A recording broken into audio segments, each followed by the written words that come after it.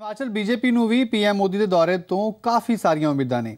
ਜੀ ਪੰਜਾਬ ਹਰਿਆਣਾ ਹਿਮਾਚਲ ਦੇ ਸੰਪਾਦਕ ਦਿਨੇਸ਼ ਸ਼ਰਮਾ ਨੇ ਕੇਂਦਰੀ ਸਿਹਤ ਮੰਤਰੀ ਜਗਤ ਪ੍ਰਕਾਸ਼ ਨड्डा ਦੇ ਨਾਲ ਗੱਲਬਾਤ ਕੀਤੀ।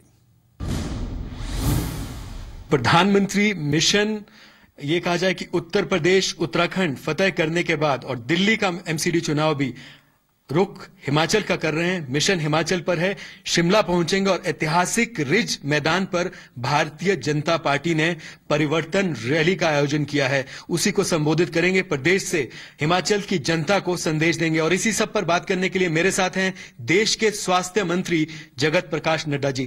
नड्डा जी, सबसे पहले तो आपका स्वागत है जी पंजाब हरियाणा हिमाचल में, जी मीडिया में। धन्यवाद।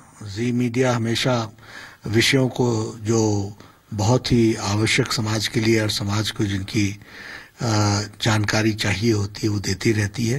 मुझे खुशी है कि मैं आपके इस चैनल पे आया हूँ। नड्डा जी, प्रधानमंत्री मिशन हिमाचल पे आने वाले हैं, परिवर्तन रैली आपने नाम दिया है। परिवर्तन रैली, हिमाचल में परिवर्तन की बात कर रहे हैं आप, उत्तर प्रदेश और उत्तराखंड के और दूसरे राज्यों के बाद?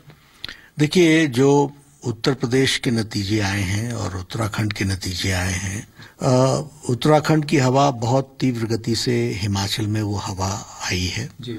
लोग परिवर्तन चाहते हैं, लोग वर्तमान सरकार से निजात चाहते हैं और वो चाहते हैं कि एक स्वच्छ सरकार भारतीय जनता पार्टी की बने जी। परिवर्तन रैली जो है वह आदरणीय प्रधानमंत्री जी जब उड़ान कार्यक्रम में आएंगे तो वो भारतीय जनता पार्टी के कार्यकर्ताओं को भी संबोधित करेंगे और यह परिवर्तन जो है वह सरकार का परिवर्तन भी है और परिवर्तन के दृष्टि से भी है। नड्डा जी, लेकिन मौजूदा जो मुख्यमंत्री है वीरभद्र सिंह, वो कहते हैं कि एनडीए सरकार ने, यहाँ के जो बीजेपी नेता हैं उन्होंने उनको यहाँ पर काम नहीं करने दिया, उनके खिलाफ झूठे आरोप लगाए, जांच एजेंसियां जो हैं उनके पीछे पड़ी हैं, चाहे सीबीआई की बात करें, इन्फोर्समेंट डायरेक्टोरेट की बात करें, लेकिन फिर भी उसके बावजूद भी कांग्रेस सरकार ने जो वादे किए थे, मैनिफेस्टो में बातें कही थी, उसमें से 80% उन्होंने लोगों को, जनता को पूरा कर दिया।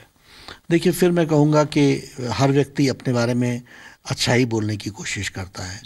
जहाँ तक केसेस का सवाल है, ये सब जुडिस है, मैं उस पर कोई कमेंट करूँ ये आवश्यक नहीं है, लेकिन मामले कोर्ट में हैं और कोर्ट से राहत नहीं मिल रही है। अगर कोर्ट से राहत नहीं मिल रही है तो ये स्पष्ट होता है कि केसेस में दम है, they are very cases on a very strong footing.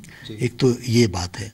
जहाँ तक उनको काम न करने देने का सवाल है, हम तो उनका सहयोग ही कर रहे हैं और मैं व्यक्तिगत रूप में भारत सरकार के एक मंत्री के रूप में हिमाचल प्रदेश में विकास के लिए क्या क्या हो सकता है इसके लिए हम पर्सनली कमिटेड रहे हैं। लोग ये चाहते हैं कि उन बातों को ना सिर्फ मैनिफेस्टो तक रखा जाए, एक शपथ पत्र की तरह वो मैनिफेस्टो हो। तो भारतीय जनता पार्टी क्या हिमाचल से शुरुआत करेगी? जो आपका मैनिफेस्टो होगा उसको आप पूरी तरह से लागू करेंगे, वो एक तरह से शपथ पत्र होगा आपके लिए? देखिए, भारतीय जनता पार्टी को ये कहने की जरूरत नहीं है कि हम शपथ पत्र कहें। भारतीय जनता पार्टी की कार्यशैली ही ऐसी है। मैं हिमाचल की सरकार में भी 2 बार मंत्री रहा हूँ। यहाँ जब भी हमारी सरकार आई है हमने हमेशा मैनिफेस्टो इम्प्लीमेंटेशन कमेटी बनाई है और उस कमेटी का मैं सदस्य भी रहा हूँ, सब कमेटी का भी सदस्य रहा हूँ और ये हमारी जिम्मेवारी रही है। तो शपथ तो वो लें जो वादा करके वफा करते हों, जो लोग वादों पर ही चलते हों, उनको शपथ लेने की आवश्यकता नहीं है। बीजेपी 50 प्लस की बात कर रही थी, अब 60 प्लस की बात कर रही है हिमाचल में। ये 60 प्लस क्या मोदी मैजिक है? निश्चित रूप से मैं मोदी मैजिक नहीं कहूँगा। मोदी जी के प्रति लोगों का अटूट विश्वास है और समाज के सभी वर्गों का।